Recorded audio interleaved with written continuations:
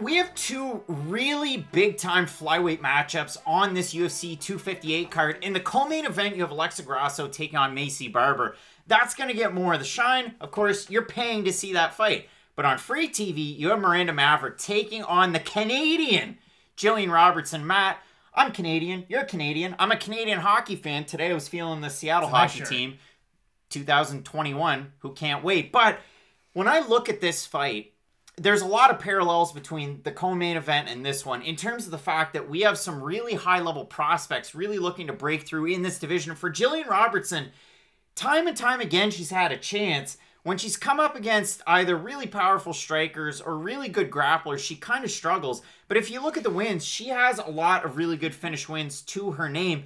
And for Miranda Maverick, her UFC debut, taking on Liana Jojua, you go back and you watch that fight, and you can definitely tell there's power on the hands. If you look at the fact that her takedown defense throughout her young career has been somewhat porous, she's really been able to shore up a lot of those issues. And again, the heavy-handedness, the fact that she continues to start incorporating a leg kick in with her combination. She's only 23 years old, almost 24. For Robertson, 25, almost 26. Really high-level prospects here. Oh, without a doubt. And I really like what you mentioned about Miranda Maverick. Yes, her takedown defense isn't great, but for a fighter who is only 23 years of age, and here's the thing, she had one of the more impressive UFC debuts of last year. I feel very comfortable saying that. Her performance against Jojua was as one-sided as it gets. Well, the thing is, too, about that fight, if you look at the finish, I know it was very controversial. The cut man, as soon as he went in there between the first and second round, because if you look at her record, it was a TKO victory due to doctor stoppage at the end of the first round. The cut man goes and takes the cotton swab and puts it on Jojua's nose, and it immediately turns red. And then like wide open. The cut man kind of gives a look to the doctor like, hey, I'm not going to be able to close this one up. Now, I know a lot of people were upset. They said if that was a men's fight, it probably would have gone on. And to an extent, I would agree with that. They didn't even start to mess around with the Vaseline. It was just leaking blood. That was it. The corner wasn't overly surprised. Liana Jojua was surprised. But overall, Maverick put on a really good performance. Really high output. She did eat a lot of shots, though, in that fight. And that was the thing. Liana Jojua just kept going forward. Left hand, right hand, left hand, right hand. She just kept pumping them out there. And they were landing, and there was a little bit of power behind them, too. But there wasn't that much power landed behind them. And this is my problem with kind of the Jojua striking, and it's the same thing. It's very Cindy Dandois-esque. If you just throw enough volume, you are going to land shots. The good thing for Miranda Maverick, and what I really like, especially out of this weight class, is she doesn't waste technique. She's not someone who will go out there and just try to out-volume her opponent. She throws with bad intentions. And for Jillian Robertson, you had mentioned it, and I kind of snickered. She struggles against really good grapplers, and she struggles against really good strikers. There's not a big window there for fighters who you're going to do all that well against. And listen, I'm a Robertson fan. I can't deny. After she beat Molly McCann, in the way that she beat Molly McCann, I was on that hype train. If you go out there and you not only submit, but you just completely strangle that woman unconscious, I was like, wow, Robertson really... What do you think of Laura Procopio now? She's also very good. I wouldn't really put her on the same level, but I think she's probably better than Robertson. Anyways, it's not here nor there. Robertson, just from her ground game, I thought, wow, if she can continue to improve at this rate, really get her striking up to the level of her grappling, we've got a real contender on our hands.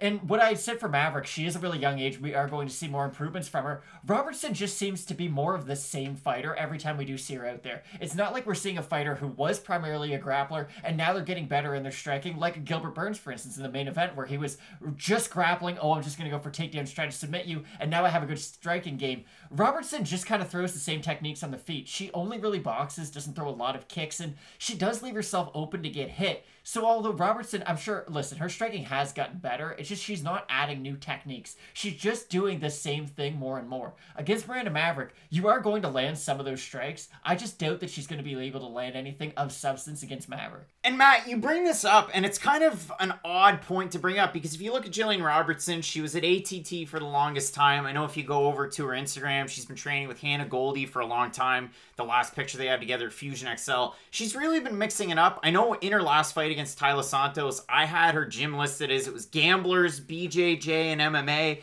Now it's the gym with Dean Thomas, so it's kind of mixed up.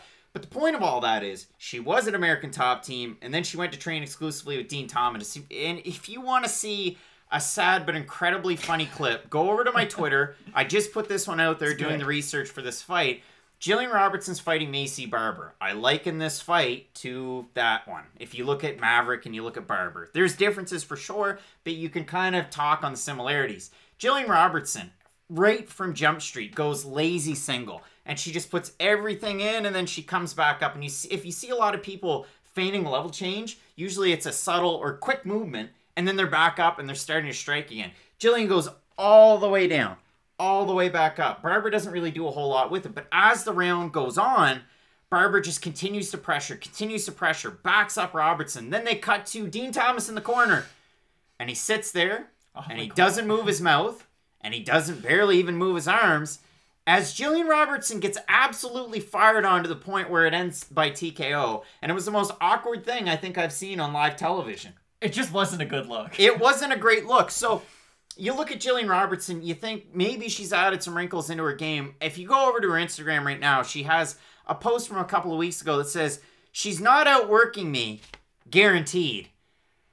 I mean, I don't know what that picture says about getting outworked, but it's good, I guess. I mean, you know, hey, you love to see Canadians make an impact, whether on social media or in the fight game. Now, Matt, let's talk about Miranda Maverick. So we had that win in her last time out against Liana Jojua. Before that, a decision win over Pearl Gonzalez, UFC vet. And before that, she won the Invicta Phoenix Series 2, which is pretty cool. Now, I know the commentary talked about it a little bit in her last fight, and they said, oh, wow.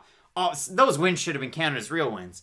Pump the brakes, guys. One-round fights should not count on your record. They shouldn't. But they're all good signs, and that's the thing. Miranda Maverick fought pretty good competition at the start, even in the fights that she lost. She's continued to take on a tougher level of opponent. And this is what almost surprised me. So I had to look over at the odds. Average on best fight odds. Robertson opened a plus 190 underdog. She's now at a plus 123. One of the bigger movers and shakers so far. And it's early with Miranda Maverick open at minus 225. She's now at a minus 150 over on Tapology. 592 total votes. 67% Maverick. 73% have her to win by decision. The other thing that I wanted to talk about in this fight is the fact that with Miranda Maverick, they talk about her as a Muay Thai fighter, but her striking wasn't all that polished at the start. It's continued to improve. They talk about her as a grappler. She's a Muay Thai fighter and a grappler. She's left some things to be desired with her grappling, but she's continued to improve, and she's one of those fighters that if she's going to work for a takedown of her own, it's going to be on brute strength alone. We've seen that work for some fighters. You see it work against a lot of fighters because you expend a lot of energy. In Jillian Robertson, she had a hard time against a fighter that fights like that in Tyler Santos her last time out. Flat out, she got dominated in that fight. I mean, I went back, I looked at the numbers for the decision. 2 30-26s, 129-28. I think the judge that scored at 29-28 was asleep. I think so. Because Tyler Santos dominated that fight. In terms of jiu-jitsu rankings, in terms of the belt system, Tyler Santos is what? I want to say a brown belt, maybe a purple belt. Jillian Robertson an accredited black belt. But the belt system didn't matter in that one. Tyler Santos was going for takedowns, going for her own submissions, and having a lot of success. So for Jillian Robertson, she really needs a win here in this fight. Well, yeah, no, Jillian Robertson just needs the takedown in this fight. That's really her key to victory.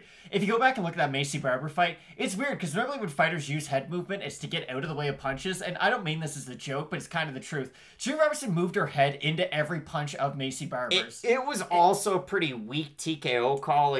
She was getting hit a lot. I think accumulation of damage was the reason why the referee stopped it, but it was somewhat weak. She was out on her feet, let's be honest. She got hit with 1,000 power shots and wasn't offering any defense. And that's really the problem with Robertson. If you do pressure her, she doesn't have a great reaction to it. Her only real choice, if you do get her up against the cages, I'm gonna have to panic shoot on you eventually because I can't really. She doesn't have great lateral movement left to right, so she's gonna have to go forward at a certain point. And if Miranda Maverick is starting to land her combinations, especially up top to the head, it's gonna force Jillian Robertson to shoot for a takedown. And from what I've seen of Robertson, I thought she was a much better wrestler, especially coming into the UFC off The Ultimate Fighter. I knew how good her jiu-jitsu was, but it was really her wrestling that I find is a little underwhelming. And you go back and you look, her wrestling in MMA is not great. She really struggles with getting the takedown herself. And even when you look at the success that she's had on the mat, it's her opponent taking her down, and sometimes she can scramble and get on top. But a lot of the time, she'll fish for a submission. And if you go back to that Santos fight, she went for about 15 arm bars against Santos, did not get a single one of them, and just kept on getting dominated on the ground. So for me, this is a very cut and dry, easy win from Miranda Maverick. I haven't seen what I need from Jillian Robertson, just from a defensive point of view of how she's going to beat Maverick. Because if Maverick Maverick is able to get her leg kicks going, if she is able to get her combos going,